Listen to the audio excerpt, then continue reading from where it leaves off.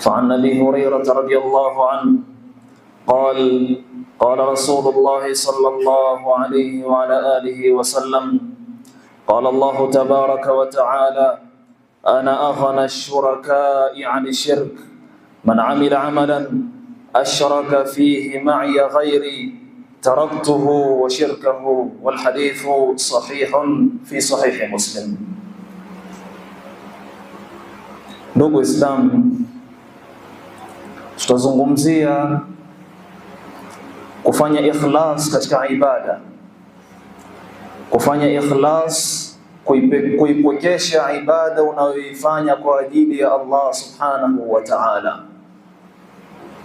Anachokitaka Allah subhanahu wa ta'ala kwetu sisi sio ibada nyingi, wala sio kukithirisha ibada, lakini ni ibada iliyokuwa kidogo lakini inaupokeshwa kwa ajili ya Allah subhanahu wa ta'ala.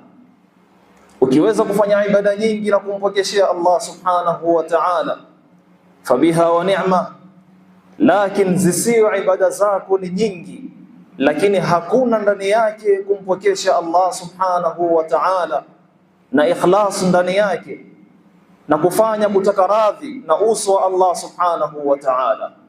Hakikisha ibada unayoifanya iwe itakavyokuwa katika ibada umeipokesha kwa ajili ya Allah subhanahu wa ta'ala, ikiwa ni sharti ya kwanza ya kukubaliwa kwa amali.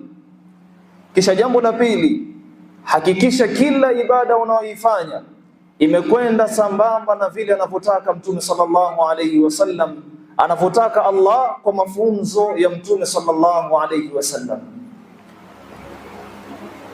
Maudhui ya khutba tutakayozungumzia katika siku ya leo ni kumpokeshea ibada Allah subhanahu wa ta'ala.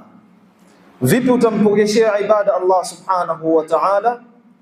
Ni kwa kufanya ibada kama alivyokufunza Mtume sallallahu alayhi wa ala alihi wasallam. Alafu jiepushe ile ibada unaoifanya kutokamana na riya, kutokamana na sum'a, kutokamana na kila aina inayotia dosari ile ibada ambayo kwamba utaifanya. Hakikisha ile ibada anaipenda Allah subhanahu wa ta'ala.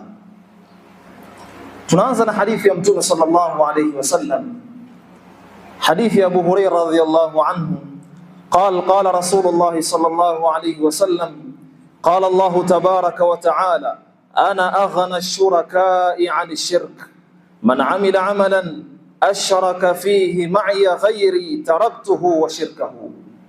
Mtume sallallahu alayhi wasallam kwenye hadithi